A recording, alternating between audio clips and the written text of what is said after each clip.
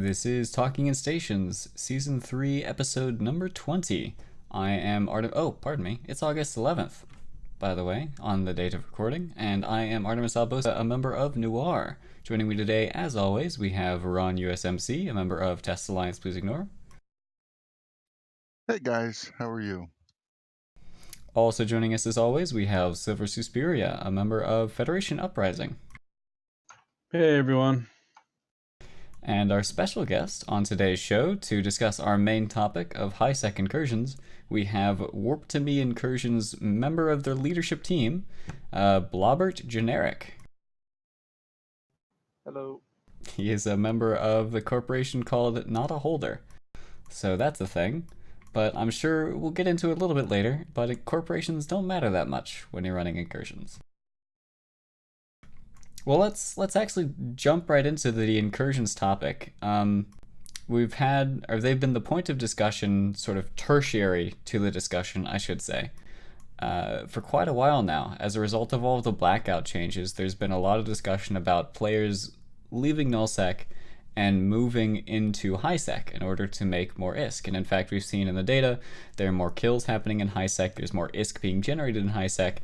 Theoretically, some of that is happening in incursions, one would think. Blobert, you as a member of TVP, is that been your experience? Have you guys seen an influx of nullsec players? Yeah, so part of Warp to Me, and I guess we have seen an influx in players, but not as many as you might expect. Like, probably the influx of players now is equivalent to our super busy weekend days, say right before holidays when people are off work but not on vacation yet, stuff like that. So a lot of new players, people who have never run incursions before, as well as some veterans who kind of know what they're doing but have still never run incursions before, have come and joined us. Curious. So you mentioned there. Well, actually, we'll get to that a bit later. I want to discuss really briefly blackout itself. People have thought that incursions would be infected or affected by an influx of new players to you, but have any of the blackout changes directly affected you guys? Uh, so from a gameplay standpoint, they have not. However, a portion of our incursion income is loyalty points, which are Concord loyalty points, and due to the blackout and the changes in capital parts demand, our LP prices have gone down quite significantly since the blackout happened. Oh, curious. Can you go into a little bit more detail on how that works? Yeah, so for every site that we complete, we get paid ISK and then LP, and that's stored in an LP pool for that incursion while it's up. And then at the end of the incursion, there's a site called the Kundalini Manifest, and that's basically the mothership site. It's the end of the incursion site. So when that site's run, the incursion ends, and then all the LP in that LP pool for each player gets paid out. That goes into your journal as usual, and then you can go to a Concord LP store and convert your LP, or you can go to other faction stores and convert your Concord LP into the respective faction LP at a reduced rate. So are players using that reduced rate conversion process more now, or has the Concord LP not lost enough value to make that worthwhile? I think it depends. So for people who convert their own LP, they obviously won't tell anyone what they're doing because that would just kill their own profits in the market. But for most people I know that sell their Concord LP to buyers, they have generally started switching away from the Concord LP storing, gone to converting LP at the reduced rate. Right on. Help out my knowledge here. The Concord LP can only be converted to Empire factions, right? Not to pirate factions or SOE? Or am I wrong there? Kind of. Yeah, so um, Conquered LP can be converted to all factions except for pirate and faction warfare factions, with some notable exceptions being or SOE, the Intaki Syndicate, and I think I'm missing one more. But those are the main three pirate faction ones. And they get a severe penalty for conversions compared to just converting to normal Empire factions. Oh, right on. Okay. So we talked a little bit here about the rewards that you get from incursions, but let's talk about incursions themselves. We sort of skipped a step. We went straight to the rewards. How do you earn those rewards? For somebody unfamiliar with incursions, can you sort of give us a quick overview of them, an introduction, so to speak? Sure. So incursions are group PvE content, so you need to be in a fleet for a single player. Generally, you would join a public incursion community such as Warp to Me. You'll figure out what ship you want to fly, say a DPS. So you go buy your Vindicator, fit it up, and then you X up. Once you're in fleet, the fleet will be running sites, and every time one of those sites is completed, the entire fleet will get paid out in the form of ISK and LP. Curious. And those payouts, if I remember right, they scale with the number of people in your fleet, right? Kind of, yeah. So the biggest type of sites are called HQ sites, and you can technically run them, like say, with a fleet of 15, but you'll get a reduced payout. And then as you add people, you'll increase the payout per person until 20, and then at 40, that's like max fleet. So everybody will get paid the maximum amount of ISK per site at that point. And then if you go above that, um, you will still get paid. You will just start getting paid less. Ah, I see. I'm looking here at the fittings you have on your Warp to Me website, and they are quite pricey. But I see you also have some starter options. What sort of like what goes into deciding what ships you can bring to incursions? How do you fit them? Like, what's the thought process behind all this? So first, I guess we'll start off with tank. So we're a shield community, and we use ships that are maybe not shield ships, such as the Leshak, but they are quite good for incursions due to two of the incursion sites having essentially tower bashes, which is like bashing a structure every site. So the high DPS from the Leshak is very helpful, despite it being an armor ship. For tank, the Sancha themselves, they uh, send out a variety of different damage types. So generally, we want to omni tank all of our ships. That's why we use adaptive and vulnerability fields. And then you'll see, like on all of our fits, we have a passive EM module of some sort, whether it be a mid slot or a rig. That's because in the event that you get capped out due to some rats or you left your micro warp drive on or whatever, and you get attacked, you will still have an EM resistance of some sort. Um, Damage mods, obviously we do PvE content, so we want to cram as much of that in as possible. And then for hull types, so we have kind of like the gold standard, so those would be our optimals. Those are like the best in their class, basically, for the respective roles. But since we also want to be new bro friendly and let anybody join, even if they don't have the type of ISK or skills or whatever needed to fly, the optimal ships we have starter battleships, such as the Roke or Hyperion, which are fairly cheap and inexpensive options for people to fly and get started into this kind of higher end PvE content. I know when I first started flying incursions, I did it through the logistics route because I had done logistics in like NPSI fleets, and I really enjoyed doing that. And I also wanted to make some ISK, but I didn't have skills into guns to fly missions or anything like that. So when I found out you could fly Logi and incursions and make a boatload of ISK at it, I was like, sign me up, man. That sounds awesome. And I did it for hours on hours every day back in college. It was, I wouldn't say it was fun, but it was profitable. Yeah, it can definitely be a pretty repetitive task, that's for sure. So, regarding the repetitive nature of these incursions, you did mention there are different kinds of sites, and I notice in your guys's MOTD you have a bunch of like links to how to be trained to become an FC for running these incursions.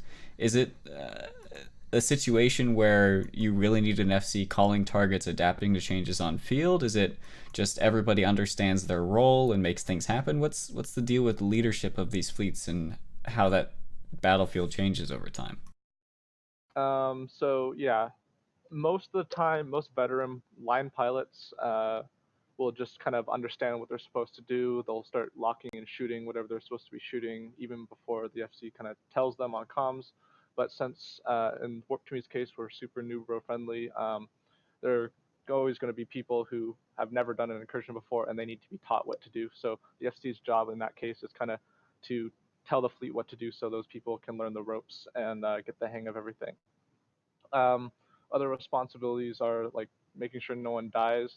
Despite this being really repetitive, there are a lot of mistakes that can happen, and if those mistakes end up like being severe, then people can lose their ships, which is kind of an issue. So, like obviously, since we're using Logi, we need people to broadcast, and sometimes people are either late on broadcasts, or they don't know how to broadcast, or their client locks up, or they DC, whatever. And it's kind of the responsibility of the FC and other command core members in fleet to make sure that even if something like that happens, everybody stays safe and no one dies. Speaking of death related to incursion running, I know a few other groups have insurance programs where, like, for instance, TDF, the detaining fleet, they have one where you pay 15 mil and it protects you for 24 hours, downtime to downtime. So, like, if you die in their fleet and it wasn't your fault necessarily, then they'll replace your ship. Does Warp to Me do something similar? What's the deal with those sorts of things?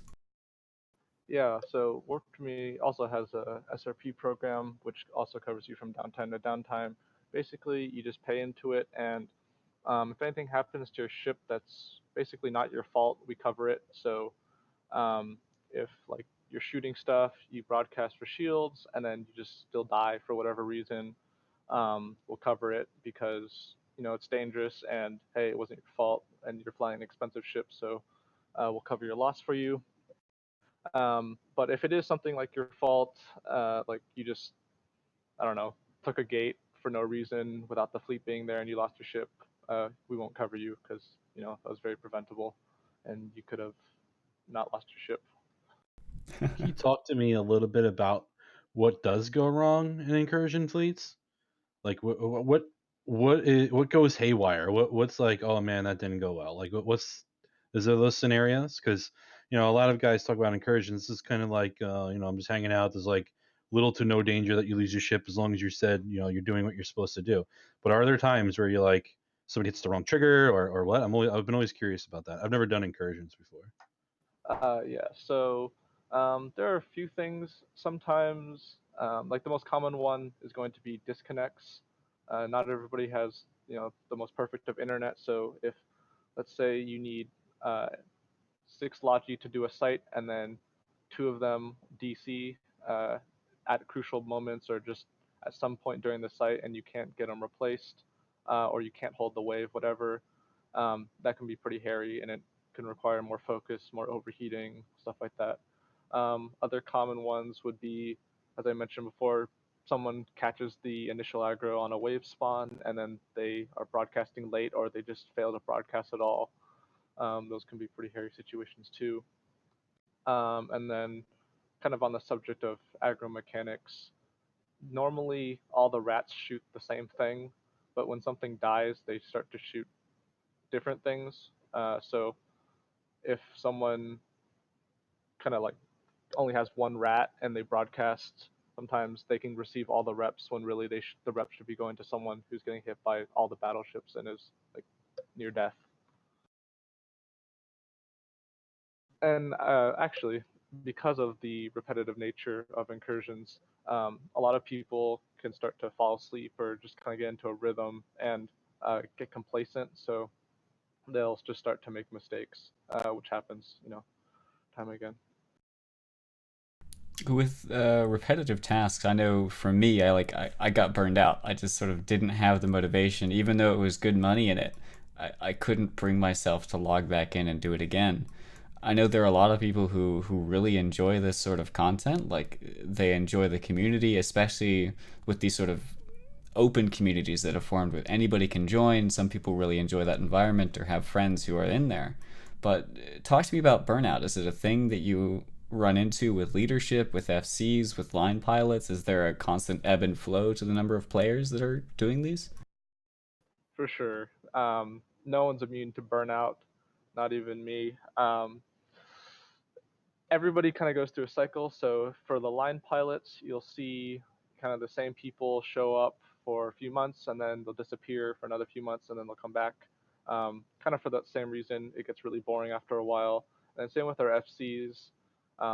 It's not like anything really that exciting is happening. You just go run your sites and then maybe you have a few new bros here and there and you give them a speech and teach them how to do it. Um, the real kind of issue that causes burnout for us is the people. So as you said, since we're open and anyone can join, we attract all sorts of people, including like the normal internet trolls, and that can take a toll on us because obviously we're trying to like make sure everybody else is doing okay, and we're trying to provide the content for all the 39 other players in fleet, but sometimes when there's that one or two guys in fleet kind of trying to muck about, it can be really taxing. Yeah, that was going to be my next question. Like, do you get people to join your fleet and just be like, nope, not repping that guy, or I'm going to shoot you and blow him up? And like, does that like set you back? Like, how hard is it to recover from that, or does that not happen? Like, Well, luckily, since we're in high sec, no one really AWOXes or anything like that because we have Concord on our side. But generally, it's just like in comms, people being really loud or obnoxious, or someone just really not understanding what's happening. Like even the most basic of stuff, like they don't know how to warp to a site, or they don't know to see tags on their overview, or maybe they're sorting everything by distance, or they're flying in first-person camera. Like stuff that for veteran players seems really intuitive, is not always intuitive to people, and um, if they're being difficult about it, or you tell them, hey, you should maybe not fly in first person camera all the time and sort your overview by name instead of distance or whatever velocity, then if they get upset, you kind of have to deal with that, and that can be pretty taxing on a mental level. I've always said that the worst thing about incursions is like dealing with people who do incursions, because like after 2 or 3 hours, people kind of get that like stir crazy, like kind of in and out of it, but they're like still repeating the same actions, and it it it like, why don't you just like mute people? Because that's what I do, is just like mute them, and but then like we just did an incursion a couple of months ago, and then at the end of the weekend or whatever, when you're done and you get that email with the Concord points, like I had like the second most Concord points, so I think I'm part of the problem, right? But what I wanted to ask is, like, on the High Sec Incursions, do you have like sponges? Like, do you have players that take up the position but don't do anything to get the payout, or are all of those actual players? Because having like 40 of the same people for like 3 hours sounds like murder. So unfortunately, we do have what you're describing. We call them sandbaggers because they essentially do nothing but slow the fleet down. And Well, that's pleasant. There we go. yeah, we there's nothing really we can do. Well, if we spot them, we'll generally just kick them out of fleet, and then if they come back and sandbag again, we'll just ban them. It's pretty simple. But I mean, we have ways of finding out, but it's not something we're focused on 1,000% of the time on. So some people will come in, and I'm sure there are people that have gotten away with it in the past. But it's obviously it's not even a fun way to play, in my opinion, because you're just not doing anything, and there are other people in the game who are waiting, who do want to play and have a good time. And even if it's the same group of people for 4 hours or whatever, like you were saying, it actually gets pretty relaxing. Like for me, incursions are kind of therapeutic because it's just this nice repetitive task I get to do that I get to get enjoyment out of, even if it is really tedious at times. I imagine it helps get a good group, right? Like a good group that maybe is chatting about a subject you like, or maybe you could talk about, solving the world's problems or something, right? I mean, we do that when we're mining, right? I really don't like to mine, but while you're shooting a rock, you can at least have good conversation and hang out, right? Yeah, for sure. Most of the time, actually, our comms have nothing to do with incursions. Just people kind of talking Right, about yeah. whatever they want to talk about. You solve the world's problems. Ironically enough, my first introduction to nullsec politics were like incursion runners who were just alts of people who also flew in nullsec, but like high sec was their safe ISK making. And so they were sitting there talking on comms and found out two of them were on opposing factions and were arguing with each other. And that was my first sort of foyer into the actual interactions between real human beings who are on opposite sides of nullsec conflict. It was interesting. But on the community aspect, I knew because I only flew Logi, and in these Logi channels, you have to have separate channels because you're coordinating number one, like who's in charge, who's making sure everybody's repping the right person, things like that. But also you use for scimitars, which is what I flew most often, remote tracking computers to assist your friendly ships apply their damage. And so you had to go through and figure out who is going to be applying those to whom. Usually there was a Logi commander who would assign those things and at the MOTD, etc. But if you flew them long enough and consistently enough, you'd recognize other Logi pilots, and it was sort of a smaller subgroup within the larger incursion community that you became friends with, so to speak. And so you recognize them, you'd say, hey, how's it going? What are you up to today?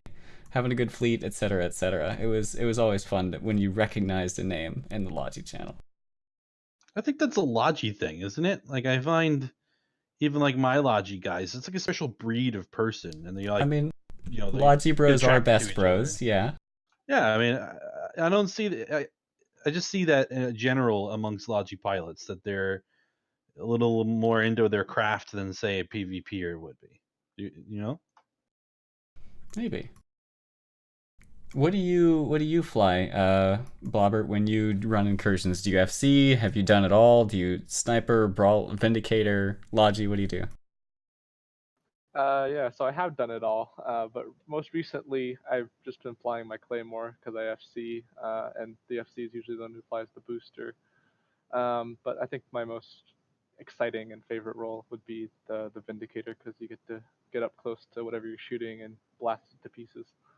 Yeah, who doesn't like brawling someone's face off in a Vindicator? Right on. So, I'm actually still stunned about the remote tracking computer. I always wondered really? where the hell those modules went. Like, Oh, dude, it's I always great. wondered who used those. That's awesome. The Scimitar and Oniros have bonuses to them that makes them really strong. It's amazing. Like, I really, really wish I found a use for them in PvP. Actually, I take that back. I have found a use for them in PvP, but I'm gonna save it for another week for my something you might not know. So you'll hear that probably next week. Here we go. We're I knew he was banking gonna do facts something. now. I am 100% banking Banking that facts. fact. All right, let's talk more about the communities that run incursions. So Warp to Me, as we mentioned, our guest is a member of the leadership from them. They do shields. They're very Nubro friendly. There's also another group which I understand is very large right now called the Detanian Fleet. They were actually pretty big back when I was running incursions, and they sort of died out. But apparently they're back. Also, when I was running incursions, there's a group called TVP, the Valhalla Project, but they seem to have died and not come back. And apparently there's a bit of a story there. So well, first of all, who are the Detanian Fleet, if you can sort of categorize or describe them a bit, and then tell us the story. So TDF, the Detanian Fleet, they are the armor incursion group. They're the only incursion group that is armor, I believe, at least at the HQ level. They focus on speed and efficiency. So, like, I think about this time they will not be running, but when they do run, they run really efficient fleets. They try to get all their pilots into really shiny ships and fits, abyssals, faction, all that good stuff. And that way, when they're running, they can make as much ISK per hour as possible. And obviously, being armored, they get to kind of benefit from some of the armor perks, like using the Leshak as an armor ship and the Nestor and stuff like that. The EOS, for example. Really, let's actually go on a bit of a tangent here. What's the main difference between armor and shield communities? Why is there so few armor compared to shield? Well, as for why there's So if you shield and armor, I have no idea, honestly. I don't think it really matters. I think it's just like whatever is happening at the time. But the main difference for actually running is shield reps. You you get reps on the initiation of the module versus armor, where you get repped on the back end. So when you're trying to catch people or whatever, that can be the difference between whether they live or die, basically. And I think that's the reason why Warp to Me is running Shield, just because when people are late on broadcast or whatever, we have a better chance of saving them. Another big difference is in armor fleets, you get to use a Nestor and an EOS. So the Nestor is kind of like a Logi for all intents and purposes and incursions, but they also get drone bonuses, which is just extra DPS compared to Shield Logi, which pretty much do no damage even with their flight of light drones. And then the EOS, compared to say a Claymore, gets the same equivalent bonuses for shield and armor, except it also gets drone bonuses for extra damage. Interesting. So, like, overall, do shield fleets do more damage than armor fleets, or does the extra, like, utility mids give armor better application? Like, or is it really absolutely not matter, personal preference? I think it just depends on who you talk to. So I personally think that shield does more damage than armor, just because you get all those low slots to put your damage mods in, and then if you want application, you have things like tracking enhancers and whatnot to boost that up. But for the sites that pure damage on paper isn't as important as damage application, maybe the armor people will argue that all their extra tracking computers and sensor boosters may be more helpful than in shield. Right on. All right, so let's end that tangent there. Go back to the story. Like, what's the deal? TVP is dead. TDF is back. What happened? Okay, so the leader of TVP, Lowenhart, uh, as I've heard from some other FCs and from my own experience, it seemed like he would kind of try to bully the other incursion fleets into either running like the lesser sites, or there's a mechanic in incursions called contesting, which is basically when two fleets run the same site, and only one fleet gets paid, and it's the fleet that does more damage. So TVP, as you may remember, were the elite guys. They ran super shiny fleets, and they tried to also maximize their ISK per hour. So compared to Warp to Me, who's having some new bros or people who've never played incursions before, we basically uh, get screwed. So uh, that means we don't get paid, and they do, and that's kind of unfortunate for us. TVP had a bunch of pilots and FCs, and then I don't know if you remember, but there was a gank done by someone named Kira uh, on TVP where they lost like, I don't know, 10 ships or so due to smart bombs. That incident, plus I think some of people's concerns for attitude, um, gonna kill TVP, especially with some of their FCs. I know they were on hiatus due to burnout, so people stopped coming to TDF because there were no fleets up, and then when the FCs came back, everybody had left, so then the FCs just left again because there was no one to accept for their fleets. And then kind of on the rise of TDF, all the pilots who used to fly with TVP, so all the ones that kind of liked the contest mentality, the ones that liked flying in super elite fleets, they kind of went over to TDF because they are kind of that they're filling that hole that TVP left. Curious.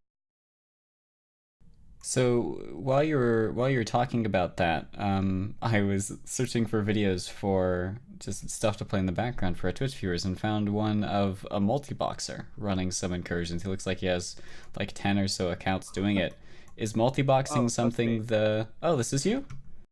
It is you. Yeah, that's me.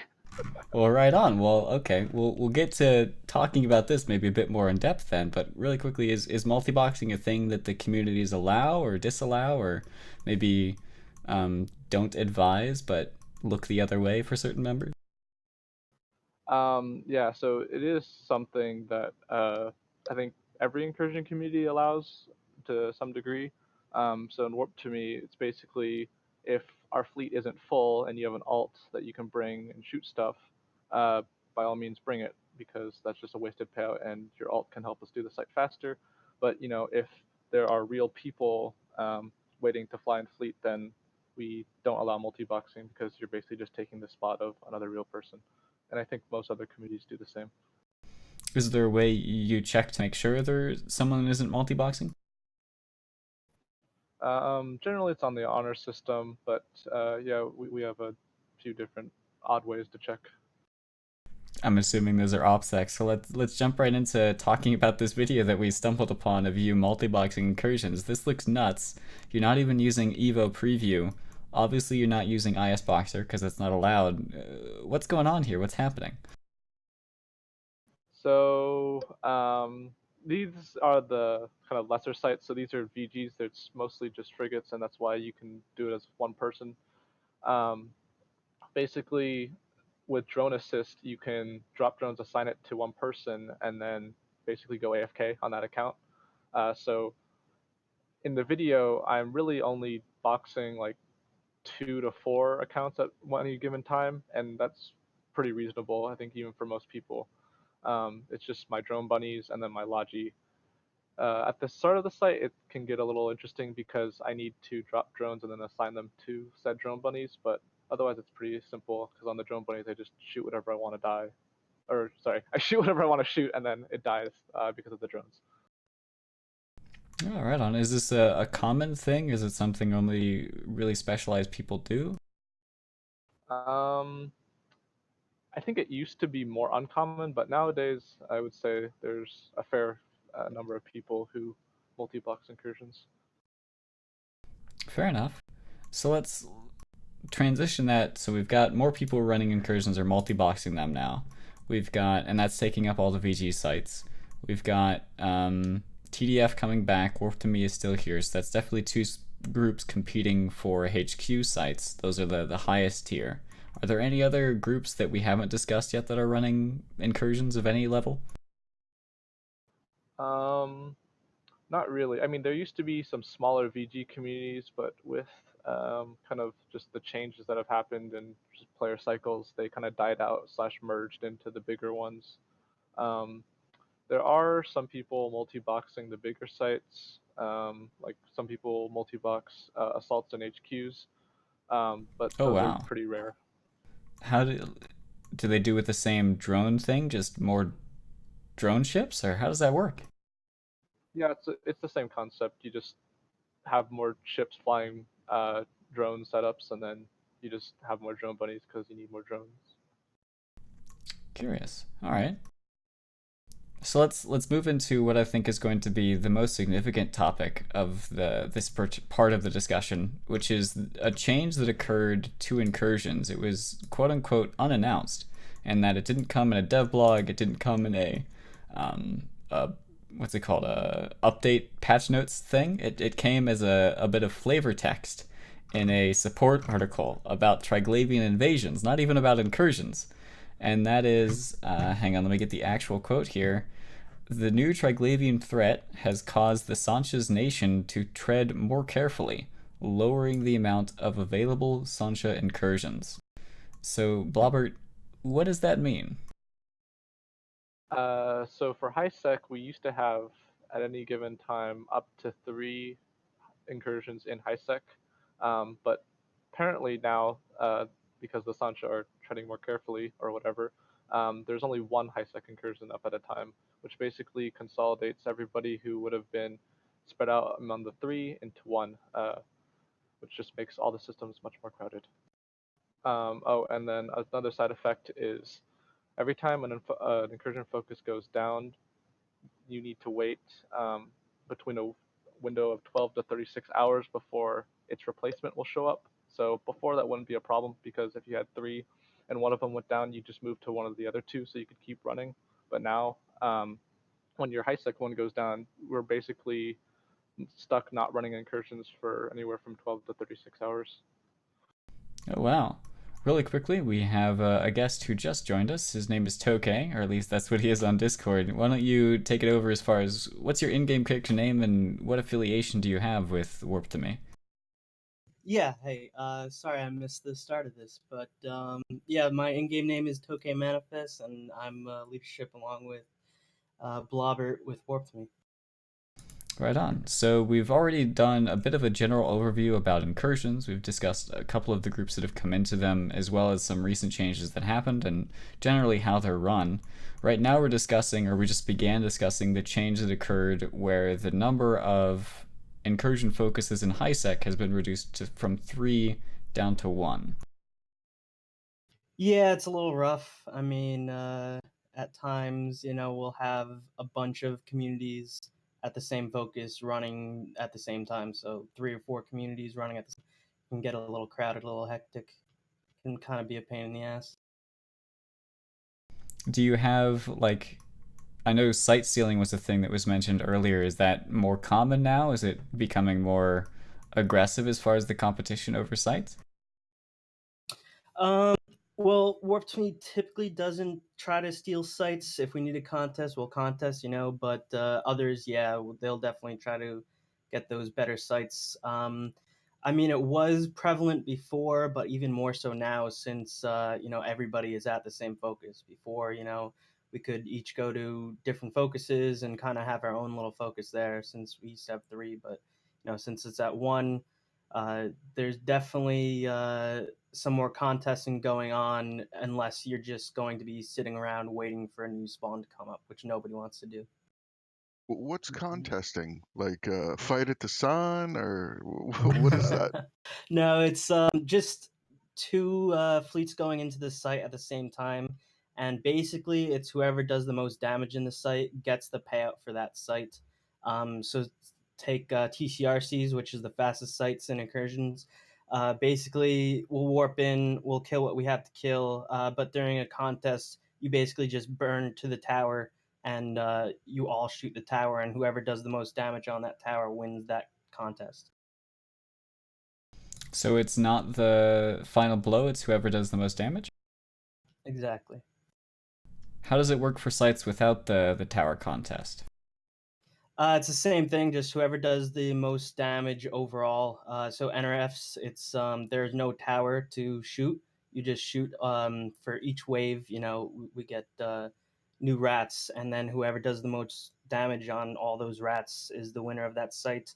And then TPPHs, which is the slowest sites, it's kind of a combination between the 2 sites. So it's the damage to all the rats plus the tower, but the tower has more HP than all the rats put together in that site. So really, whoever does the most damage to that tower wins. But it's very rare for TPPHs to be contested since they're so slow. Curious. So are there like sneaky tricks to do, or is it really just whichever fleet has the most damage and the most on the ball pilots?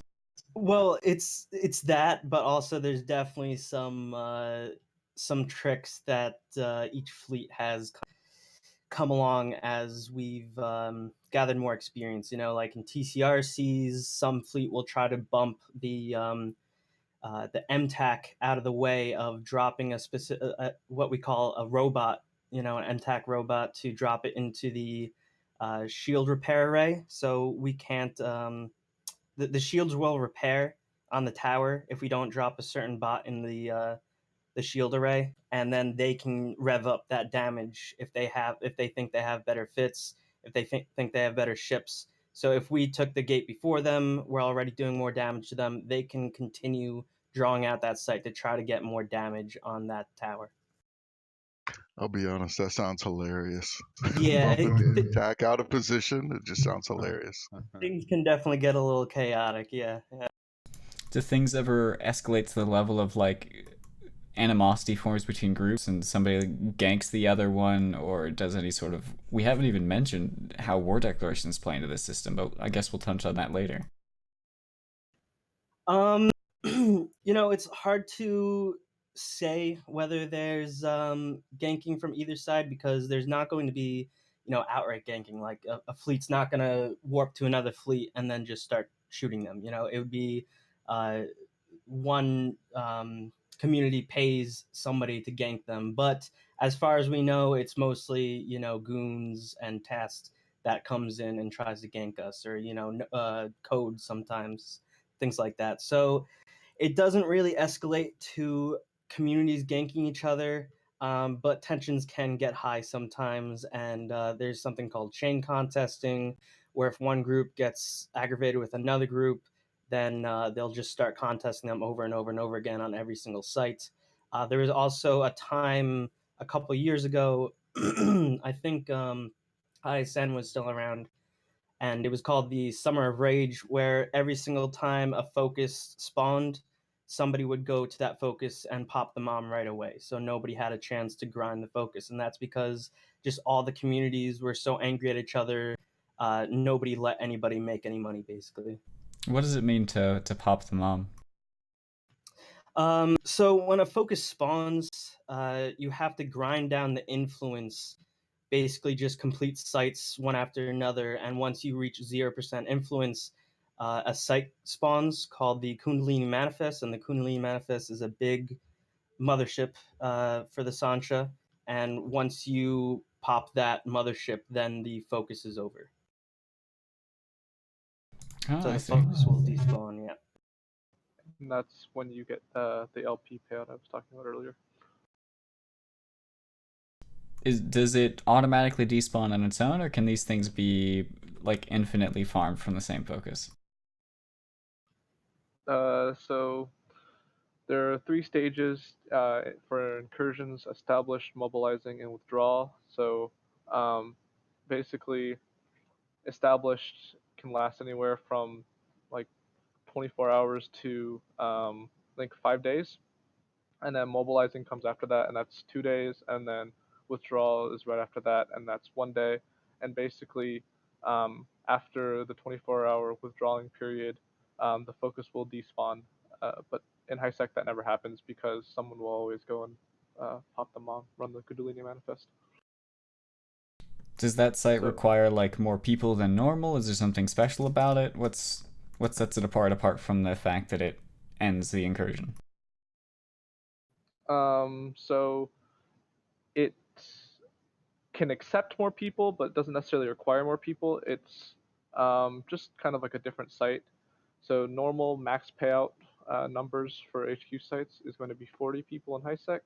The Kundalini Manifest is double that, so you can get 80 people on grid. So get paid full amount. The payout is also double. And then I guess it's like the only time you'll ever see a super carrier in High Sec, which is cool for some people. They also come with their own bombers, the Lyrsa and Parachai, which are basically just shadows. But other than that, it's pretty simple. Nothing too special about it.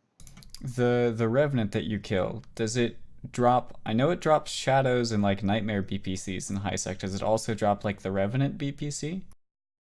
Unfortunately, not. The Revenant BPC can only be found running the Ouroboros site, which is the Kundalini Manifest equivalent for LowSec. Oh, not even in nullsec? Nope. Nullsec is the Kundalini Manifest, same as HighSec. Wow, right on. Do any of the incursion communities have low sec arms? I know TVP sort of kind of did. It was a group of them who did it on the quiet side. But do anyone's have like a public, hey, we do low sec incursions thing? As far as I know, no one does. Partially just because, like, logistically, to move your stuff around is a lot more difficult because, people can kill you. And then, obviously, for the same reason, running out there is a little bit more difficult, just again because people can kill you. And if you're a public group that does it, I think the thought behind that is you'll just attract too much attention. Right on. I was just the stream was watching a video of Bjorn B hunting down what I assume was a group multi-boxing Ishtars running incursions in Losec. Is that something any of you guys or either of you guys have experience with, or is it just a thing you know that occurs and don't really mess with it?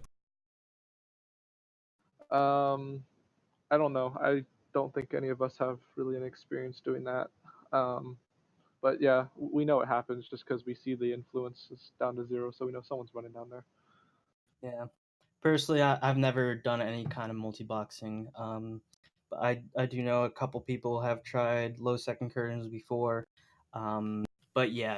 I mean, it's not something Warp to me really is going to get involved in, since there's a lot, much different logistics that has to go on to get into low sec incursions, much different fits, things like that. So.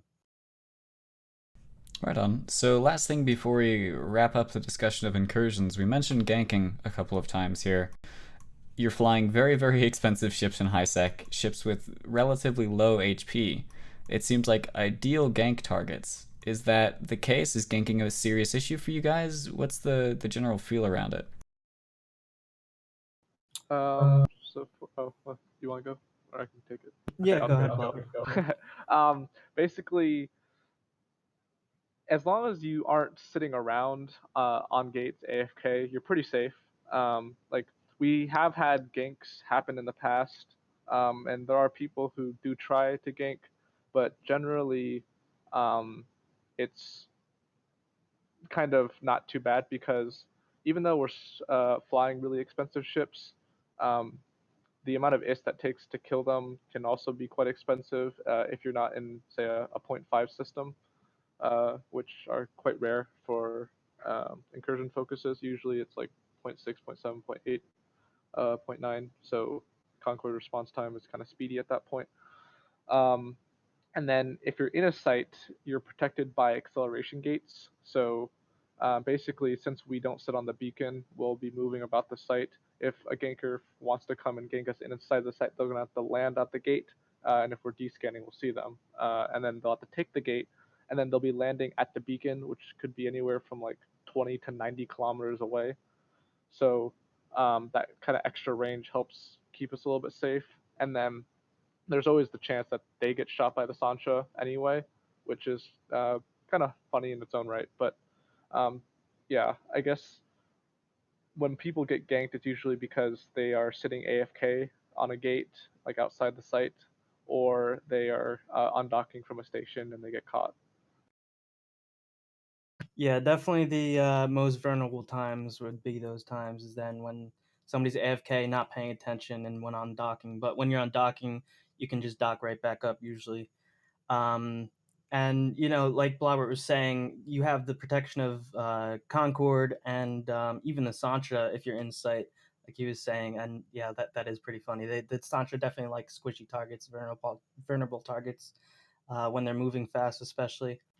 Um, and what people don't realize is that as long as the target doesn't shoot back, the Logi can still rep him. So the Logi are always there to protect those ships as long as they're not shooting back too. So it definitely takes a lot of effort to try to gank, but every once in a while we'll land in a 0.5 system, will be the HQ system, and then there'll be, say we're 0.5 in really close to Jita, then we'll have gankers coming over trying to gank us all day long, every day. So that can get kind of annoying sometimes. But honestly, as long as people are paying attention and the FC is moving site to site quickly and we're not sitting around, then you're pretty safe, especially if the Logi are on the ball too. Right on. Any final things we should mention with the discussion of incursions? I feel like we've sort of gone all the way around the board as far as things worth talking about. All right, well, sounds like we did a pretty good job. Once again, our guests on today's show are both members of leadership with the Warp to Me Incursions group. They are Nubro friendly. They even have fits on their website that can be used by alpha players. And while looking for B-roll footage for this episode on Twitch, I noticed quite a few people showing guides of like how to become an Omega account by running incursions as an alpha player, which is pretty crazy, but it's a thing. So if you're interested, definitely go check them out. There are also other options, TDF if armor is your thing, etc., etc. But definitely go and try it out if you're in high sec in the mood for some safe ISK making. Oh, we never mentioned, what's the sort of income you make out of incursions? How good is it? How bad is it? What levels do you get? Finally, that's the only thing I was curious about. We buried the lead here, but let's do it. Usually we try to tell people it's about 120 mil an hour on average. Sometimes it's higher, sometimes it's lower. It kind of depends. But if you run for, say, like, I don't know, some magical 24-hour period, it'll probably average out to about 120 mil an hour. So yeah, 24 hours you'll probably be making over a bill. Yeah. Is that just the ISK payout, or is that including the value of LP? That's without LP. Oh. So if you add in LP just as a rough estimate, what is your income per hour? Honestly, I'd have to like think about this for a second because most incursion runners don't calculate LP as part of their payout. But if you take like 1,000 LP per, or sorry, 1,000 ISK per LP, then it's probably going to be like, I don't know, 140, 150 on average, maybe. Yeah, Right on. usually you'll gather up a lot of LP over a certain amount of time. I mean, I know I have probably like 10 mil LP right now, maybe. And so eventually I'll sell that, and off of that 10 mil, I'll probably make a couple bill, probably. Sweet. All right, well, that is a sort of introduction to High Sec Incursions and EVE Online. Thanks again to our guests from Warp Me Incursions for giving us the intel there. An interesting change to incursions with the Triglavian invasions. We'll have to see if those continue to ramp up, if incursions are completely wiped out of High Sec at all. That would be an interesting change, but certainly within the scope of the Chaos era. In any case, yeah, indeed. Would you guys like move on to low sec, or would you swap over to running the Triglavian things? Like, what would you do? That's a hard call. I know Warped Me already has its hands in Triglavian a little bit. It's not, official, but we do have a whole channel in TeamSpeak. We talk about it a lot in our Slack server and everything, and some of our FCs will run little fleets in the Triglavian stuff. So it could become a bigger thing if we all of a sudden lose High Sec Incursions. But going off of low sec incursions, that would be hard to say because that would take a lot of like we said before, lots of logistics and things like that. It might be not worth the headache, but we would take that as it comes. Something to talk about. Right on. Other things worth talking about, there's been a lot of drama surrounding the Army of Mango Alliance. For those unfamiliar, this was a group formed out of the alliance that was on Serenity called PBIC, Pan-Intergalactic Business Community. They essentially won the Serenity server, that was the Chinese server for EVE Online before it shut down, although it is coming back soon, TM. And they moved over to Tranquility, and they sort of set up shop in Omist and have been living there. They had some sort of agreement with Test, with Legacy Coalition, some sort of agreement with Fraternity, also a notable immigration of players from the Serenity server, although from the opposing faction of PIBC, the majority of them, as I understand. But as I understand it, some of those agreements have changed, some of those agreements have been broken, and the Army of Mango Alliance is now part of the Southern War. Ron, Silver, what's the deal here? Yeah, this morning when I was looking at my spy pings, right? One of the kind of things with getting pings in Chinese is you have to use Google Translate, right? So I I got, was looking through the spy pings, and then I saw this one, and I Google Translate, I thought it read that they were like joining forces. And I'm like, "Oh my God, this is not good. This is not good right now." But then, shortly after, it was like, no, actually, it was a couple of words were wrong in that ping from Google Translate. So they, Winter Co. said, I guess they'd been talking to Army of Mango, and they decided to declare war on Army of Mango. So Army of Mango, and so in the way that they speak about it, like Serenity or something, that sovereignty war is, the highest scale war, right? So they're going into sovereignty war with Winterco, which is, great news for us. And it was actually, just in time because we had a big, CTA right after that, and Army of Mango was with us, and you know, I keep saying, everything about them, like on every kind of measure that you could measure an alliance, like they're just impressive.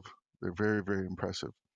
They're, you know, like 6 months in the game, and they have full fleets of Munins, and they're just really good players. But interesting thing about the Army of Mango, you guys remember Rooks and Kings, right? So Fulcrum, the lead FC, I don't know if he's the lead FC, but I know he's one of the FCs for Army of Mango, is from Rooks and Kings, and he was in that Rooks and Kings video.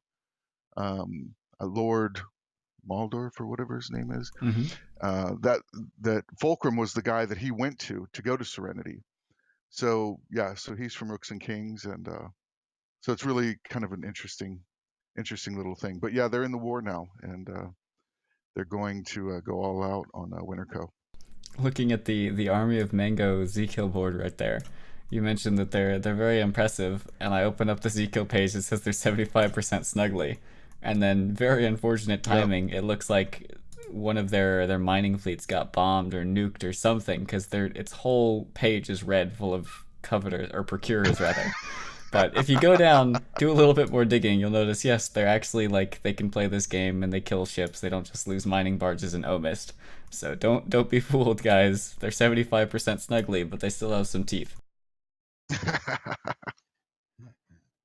Yeah, that's yeah. I mean, they were there this morning. I mean, they were like 170 or something, 180 this morning. I mean, they outformed everyone except for Winterco, and they're like just getting started. So I think you know, it's going to be a very interesting thing, right? So this don't kind sleep on of them. hit a bunch of us by surprise this morning. What's interesting to me is their location. So they are staged in Omist, which is, if I am pulling up my map here, just south of Tenerifis.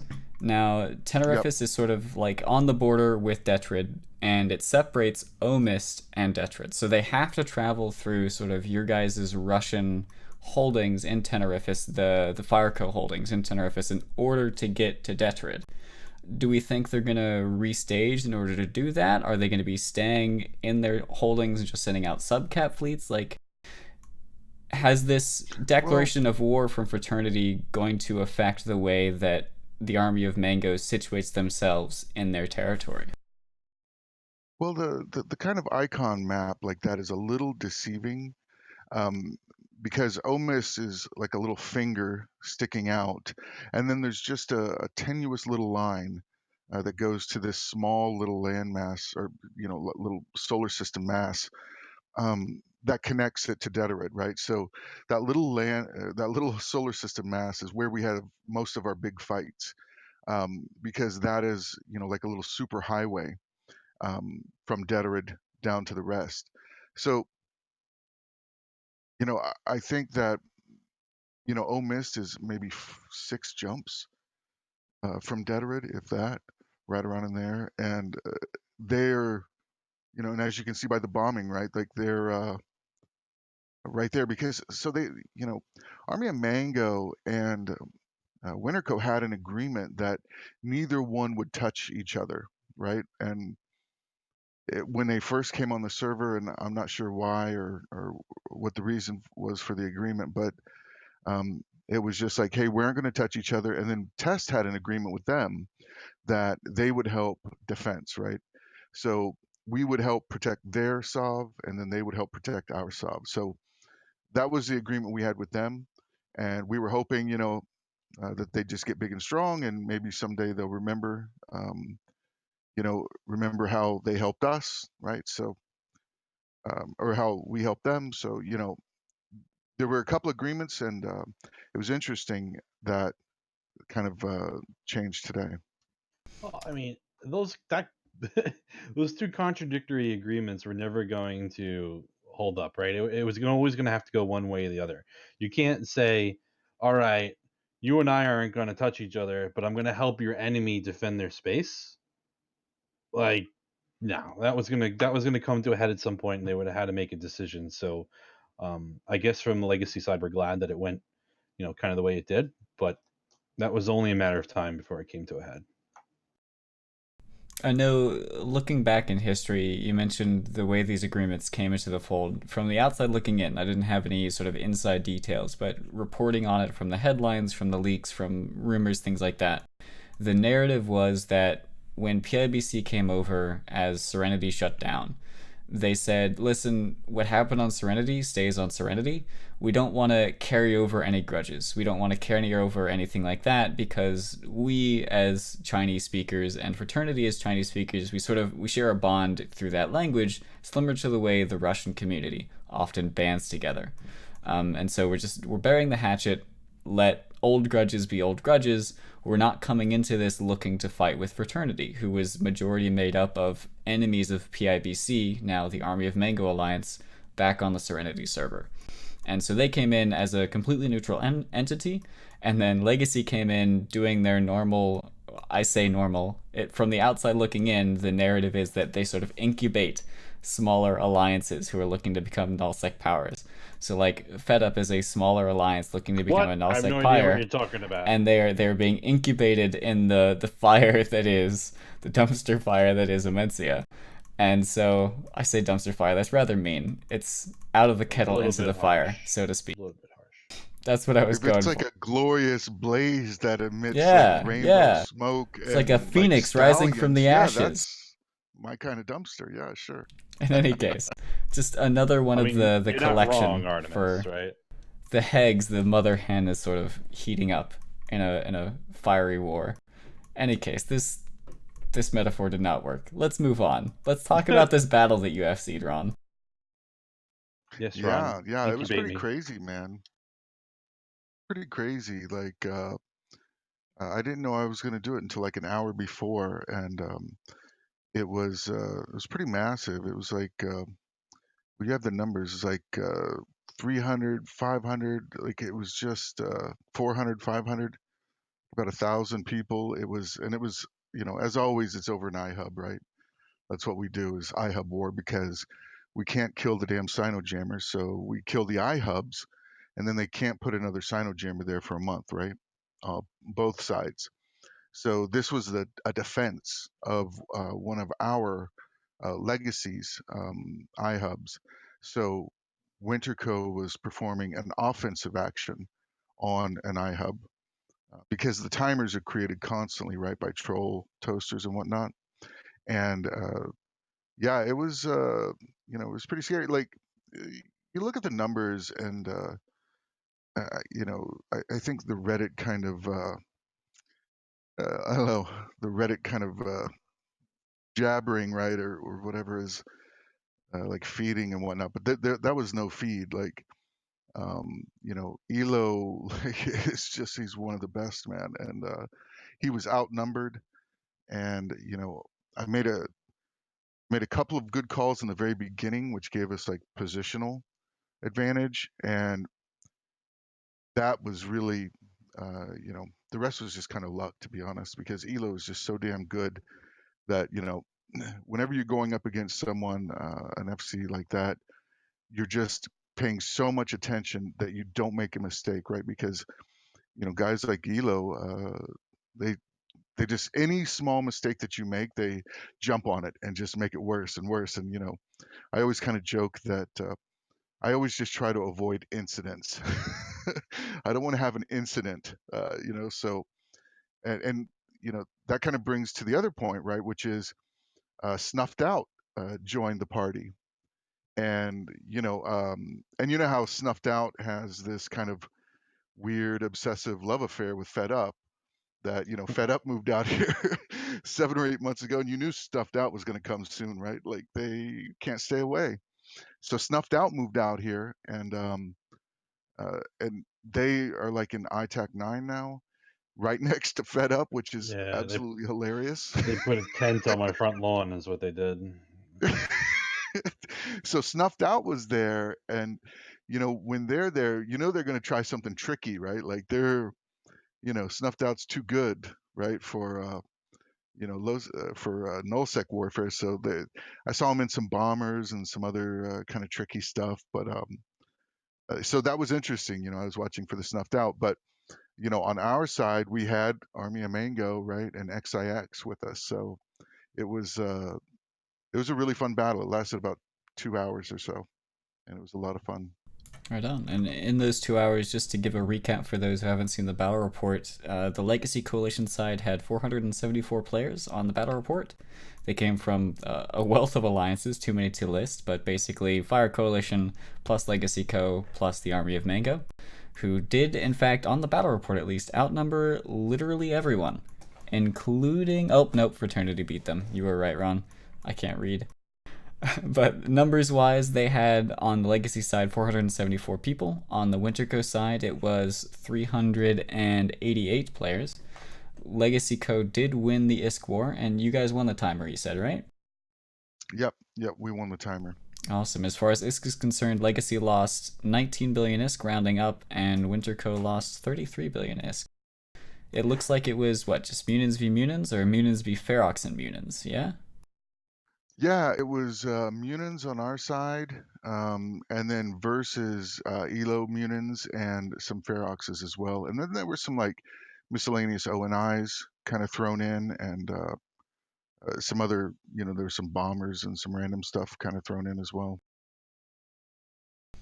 Right on. Any other interesting points of discussion coming out of the Southern War before we wrap this up? Oh, yeah. Oh, yeah? We got some big news for you. Big news. Are you ready? Yeah. Are you guys ready? Silver, are you ready? I'm ready. I'm ready, Ron. You guys ready? So, I don't know if you guys have ever heard of little group to the west, the Imperium. Mm-hmm. So, the Imperium have deployed their Reavers group to Insmother.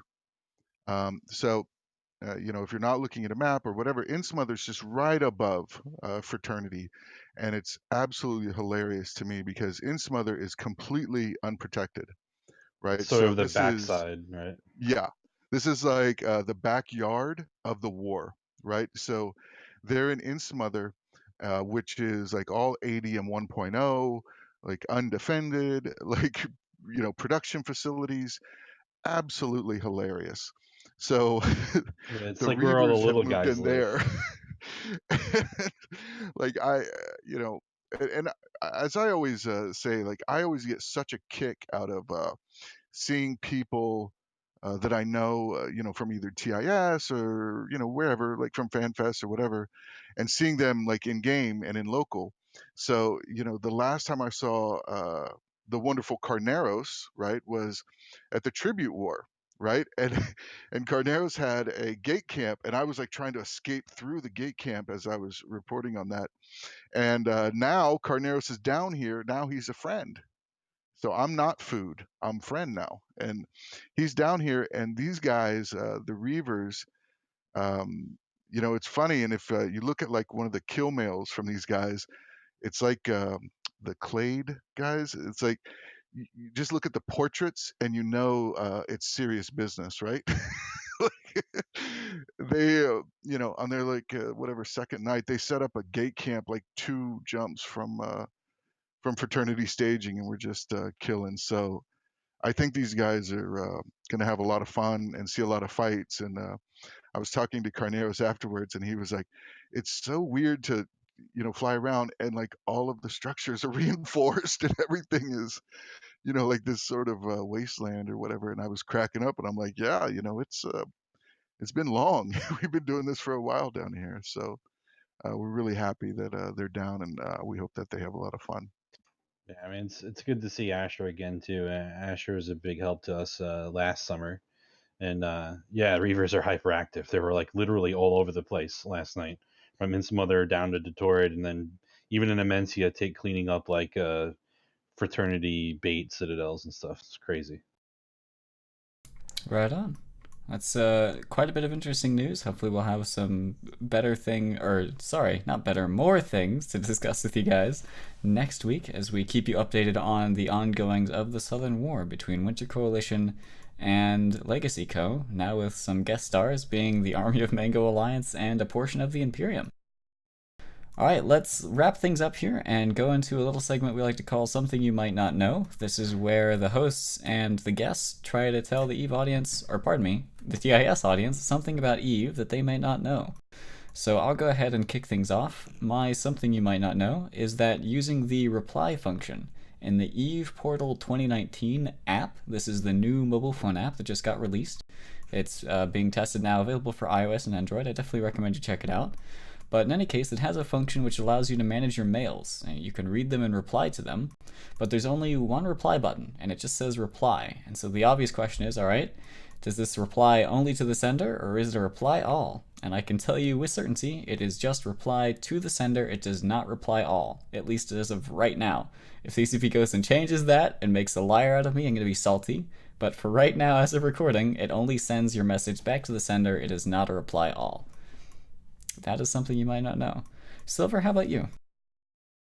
I was trying to think of something good, but I think for capital pilots, especially dread pilots, when you're sitting on your dread and you're ready to jump into a fight and you're super excited and you're doing the dance that Ron describes, like when's the signal going up? When's the signal going up? And then the signal goes up and you jump in and you're like, oh my god, there's a target, I want to blow it up, and you mash the siege button and then you bounce off your friend and you go launching into Jita.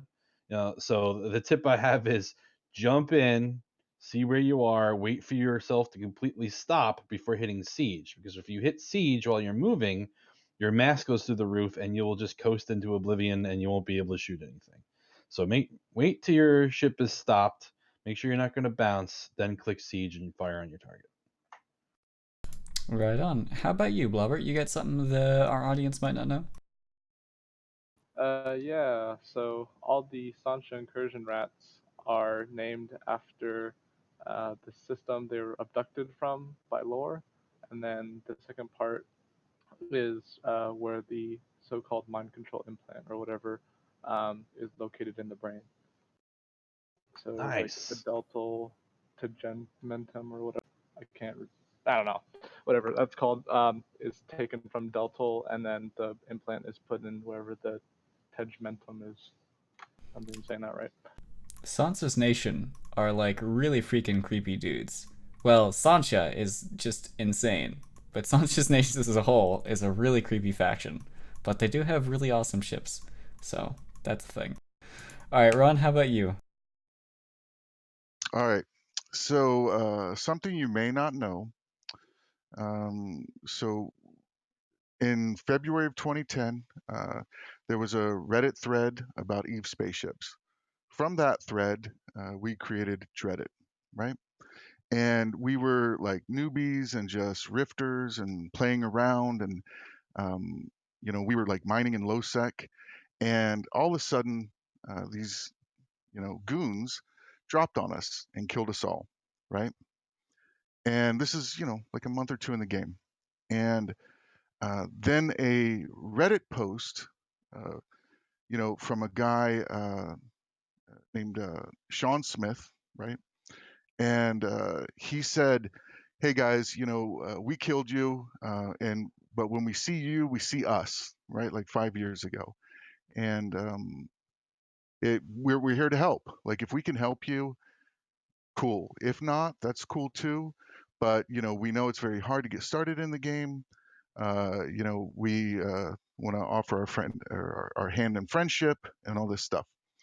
And we thought about it, and we did. We joined them. So Sean Smith's in-game name is Vile Rat, and so he is very integrated into test history. So today's the anniversary of his death. So rip Vile Rat, buddy. Nice. Indeed. All right, and last but not least, we have. Let me pull up your name. There we go. Toke. I couldn't remember if it was an E or an A. Toke. You got something our audience might not know? Oh, I was not prepared for this. I'll give you a hint. The only named system in Syndicate is called Poitot. Nah, I'm drawing a blank. All right, fair enough. Incursions are awesome. Do them. Yep. There you go. Do incursions. Come join Warp. Fair enough. If you're a beleaguered nullsec pilot who's looking for some safe ISK making, it sounds like it's going to give you better ticks than carrier ratting, which you can't really do anymore, or at least not safely anyway. So if you want to head on over to High Sec, join a High Sec Incursion community and do your thing. In any case, that'll do it for this week's episode of Talking Stations. This was Season 3, Episode number 20. We record these every week on twitch.tv/Talking in Stations. We also have a show on Sunday. In fact, this coming Sunday at 1600 UTC. Make sure to tune back in for that one. You can check out The Whole Story, which is back. They recorded their most recent episode yesterday or the day before, depending on your time zone, and it's going to be awesome. They, in fact, also had an episode on ISK making. Theirs was specifically ISK making in wormhole space, which, spoiler alert, you don't have incursions there, so you're definitely going to learn something new if you go check that one out. That'll do it for us. Thanks for tuning in.